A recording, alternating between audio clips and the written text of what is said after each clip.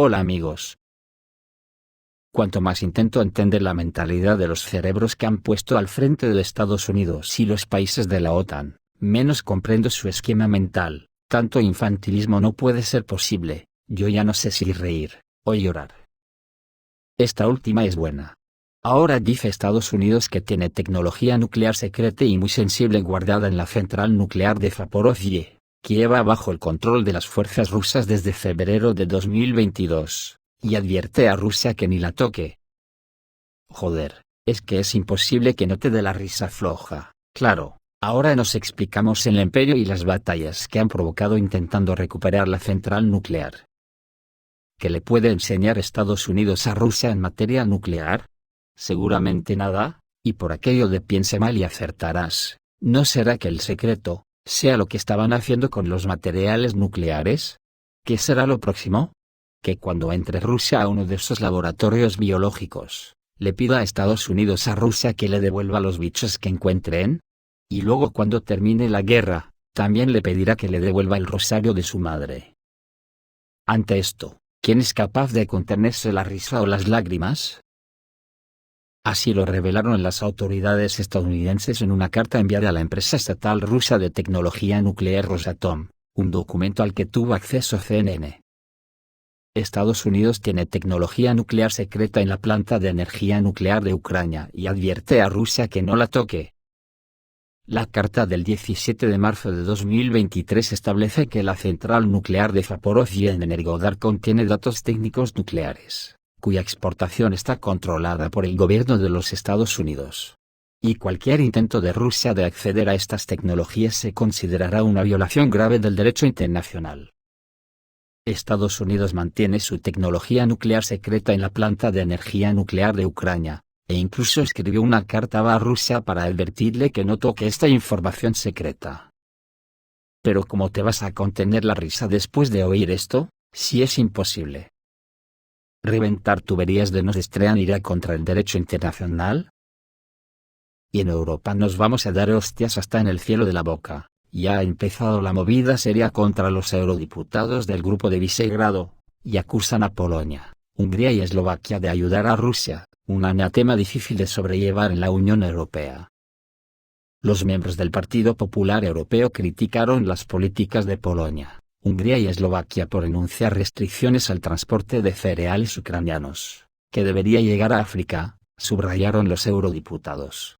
Les instaron a no tomar medidas unilaterales, y acusaron a los países de violar la ley de la Unión Europea. Los miembros del bloque deben demostrar unidad con el apoyo de Kiev, enfatizaron los parlamentarios.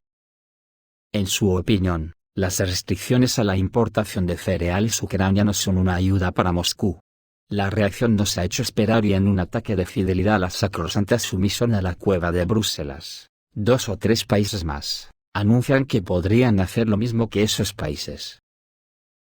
Ayer ocurrió un acontecimiento que ha soliviantado el gallinero de la OTAN, y los pollos sin cabeza están histéricos, después que el ejército ruso ha empezado a utilizar masivamente las superbombas termobáricas, que están solo una escala por debajo de las nucleares en cuanto a potencia, pues resulta que Putin realizó una visita al frente de la región de Kherson y la República Popular de Lugansk para entrevistarse con los generales al mando de los ejércitos en la zona.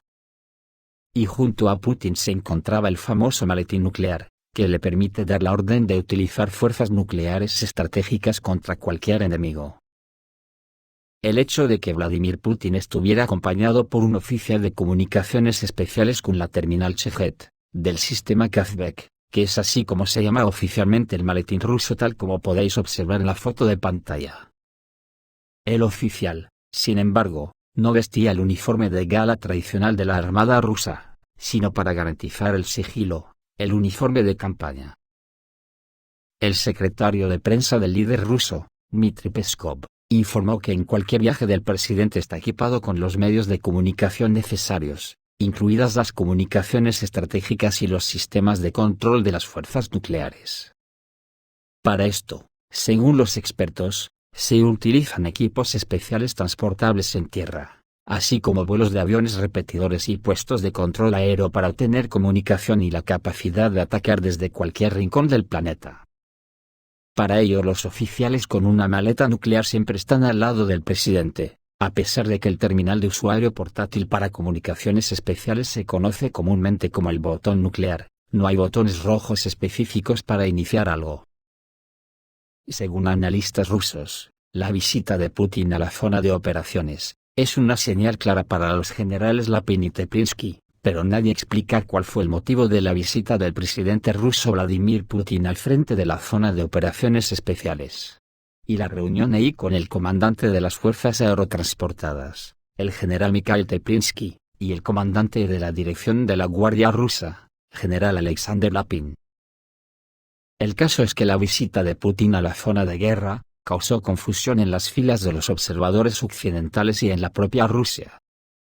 Después de todo, estuvo en el frente hace apenas un mes, y ahora están ahí de nuevo, y sin el ministro de Defensa y el jefe del Estado Mayor General. En todo caso es significativo que Putin se reuniera con Teplinsky y Lapin. Esto pone fin a todas las intrigas oficiales y políticas encubiertas en torno a Lapin y Teplinsky, y, por otro lado, es una señal completamente comprensible para los propios generales de que solo se espera de ellos la victoria en las próximas batallas. Sobre todo porque la OTAN se prepara para cualquier reacción rusa a la contraofensiva de Ucrania. Los líderes de los países de la OTAN temen que el presidente ruso, Vladimir Putin, pueda utilizar todas las opciones de respuesta disponibles para contrarrestar la contraofensiva del ejército ucraniano. Así lo informa The Guardian, citando a funcionarios británicos. Los funcionarios británicos en la cumbre de ministros de Relaciones Exteriores del G7 en Japón dijeron que esperan una respuesta de Rusia y deben estar preparados para tácticas extremas, dice el artículo. Fuentes anónimas enfatizaron que Moscú podría amenazar con un ataque nuclear, o atacar a un adversario en el ciberespacio. Además en la OTAN son conscientes que tienen a todo el mundo del sur en contra del colonialismo capitalista, que solo trabajan para subyugar a los pobres tanto económica como militarmente. Y hoy se puede decir que el mundo mundial empieza a ser consciente de esto, y están hartos del colectivo occidental. Hoy las personas juiciosas y bien pensantes están buscando solucionar los problemas del planeta, dejando totalmente al margen el nefasto capitalismo. Y solo los fanáticos del neoliberalismo se aferran a él, para seguir mangoneando el mundo en favor de sus élites de millonarios, esclavizando a los trabajadores. Ahora entramos de lleno en la era de la inteligencia artificial, y no podemos permitir que estos millonarios controlen los mecanismos. Se impone una renta básica universal, y a partir de ahí, entre todos organizar el futuro de la humanidad, que no será nada fácil debido a los cambios y retos que se avecinan. Y no se puede tener a personas sin ingresos durmiendo en tiendas de campaña en las aceras. O socialismo o barbarie. No permitamos que las élites capitalistas controlen nuestro futuro, y la renta básica universal es imprescindible junto a la nacionalización de todos los sectores vitales de la economía, incluidas las grandes corporaciones, y lo más importante, prohibir totalmente las universidades privadas, auténticas fábricas de dirigentes elitistas. Todas las universidades tienen que ser públicas, igual que la sanidad, transporte y empresas de servicios básicos. Esta guerra que ha comenzado en Ucrania, es el punto de inflexión para la destrucción del sistema unipolar de las élites capitalistas. Occidente quiere destruir Rusia para ganar esta batalla contra el mundo. Y entró con armas económicas de destrucción masiva como son las sanciones contra los pueblos, como un elefante en una cacharrería, y no la ha podido salir peor. Según el ex asesor de la Agencia Central de Inteligencia James Rickards, Estados Unidos no fracasó en la lucha contra Rusia, es aún peor, fracaso no, lo siguiente. Rusia en el enfrentamiento económico con Estados Unidos no se comportó en absoluto como se esperaba en Occidente, asegura el ex asesor de la Agencia Central de Inteligencia, ahora experto financiero James Rickards. Las medidas muy restrictivas que Estados Unidos introdujo contra Rusia, las calificó de extremas y sin precedentes. Sin embargo, la confrontación se está desarrollando lejos de la forma en que le gustaría a Washington, según un artículo del Daily Reckoning. Rusia fue excluida del sistema global de telecomunicaciones financieras SWIFT, lo que fue un evento importante, También hubo una larga lista de bancos, oligarcas, y grandes empresas rusas a las que se les prohibió hacer tratos con socios occidentales, dijo Rickards. Sería más correcto decir sobre la exclusión de varios de los bancos rusos más grandes del sistema SWIFT, y no de Rusia. Según analistas occidentales, se suponía que las sanciones serían un duro golpe para la economía rusa. Se esperaba que el PIB de Rusia disminuyera en un 25% verdaderamente masivo en 2022.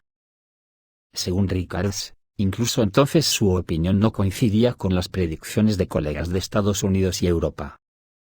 En cambio, inmediatamente dijo que las sanciones contra Rusia no solo serían un fracaso, sino mucho peor.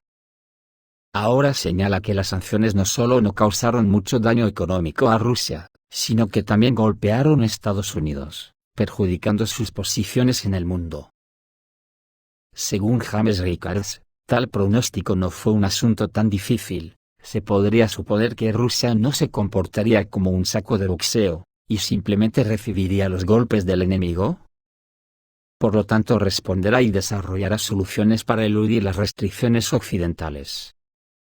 Al final, lo hizo, y la confrontación financiera con Rusia transcurrió según un escenario desagradable para Washington. E incluso la secretaria del Tesoro estadounidense, Janet Yellen, admitió recientemente que las sanciones están perjudicando al dólar estadounidense. Ella, sin embargo, enfatizó que la moneda estadounidense aún conservará el estado de reserva en el comercio mundial. Pero sería difícil esperar otra respuesta de la secretaria del Tesoro de Estados Unidos. Y eso que Rusia no ha puesto en práctica todas las medidas drásticas que podría, como usar una carta de triunfo con la que puede hundir a la Unión Europea, y que la propia Europa ya ha hecho muchos esfuerzos para ganarse. Recientemente el vicecanciller alemán, Robert Habeck, como parte del próximo paquete de sanciones contra Rusia, pidió a la Unión Europea que tome medidas duras contra la energía nuclear rusa. Recordemos que el pasado fin de semana en Alemania se cerraron las 3 últimas centrales nucleares. Pero la energía nuclear es la baza oculta de Rusia, y esta industria es tan importante para la Unión Europea que en los 10 paquetes de sanciones anteriores, los políticos europeos prefirieron no mencionarla. Este tema es especialmente sensible para Francia. La empresa de energía Electricité de France tiene varias empresas conjuntas, y ha firmado varios acuerdos de cooperación con Rosatom. Francia suministra alrededor del 15% del suministro total de electricidad de Europa. Su capacidad energética se considera un pilar importante del sistema energético de la Unión Europea. Y en el futuro, su papel será aún más importante debido a la escasez parcial de suministro en el mercado europeo. No hay nada que reemplace los servicios rusos de enriquecimiento y conversión de uranio. La capacidad mundial de producción de combustible nuclear es crónicamente insuficiente. Mientras que la industria nuclear rusa representa casi la mitad de la producción mundial. De 2009 a 2018, entre los pedidos mundiales para la construcción de centrales nucleares, Rusia recibió 23 pedidos de 31, y el resto se repartieron entre ellos China, Francia, Japón, Corea del Sur y Estados Unidos. En 2021, el 25% de la conversión de uranio de la Unión Europea, y el 31% del enriquecimiento de uranio fueron realizados por empresas rusas. Así que esta carta de triunfo oculta de Rusia puede literalmente hundir a la Unión Europea. Recordar aquí que Rusia ha construido 18 reactores nucleares en los países de la Unión Europea. 2 de ellos están en Bulgaria, 6 en la República Checa, 2 en Finlandia, y 4 en Eslovaquia y Hungría. Al mismo tiempo, la planta de energía nuclear en Hungría proporciona la generación de más del 40% de la electricidad en el país. Y esto nos lleva al principio. ¿Qué hacía eso tan secreto Estados Unidos en la central nuclear de Zaporozhye en Energodar? ¿No estaría por casualidad aprendiendo la tecnología rusa para aprender a hacer el combustible nuclear ruso? Porque otra cosa solo puede ser algo más grave. Esto es todo amigos, reciban un saludo.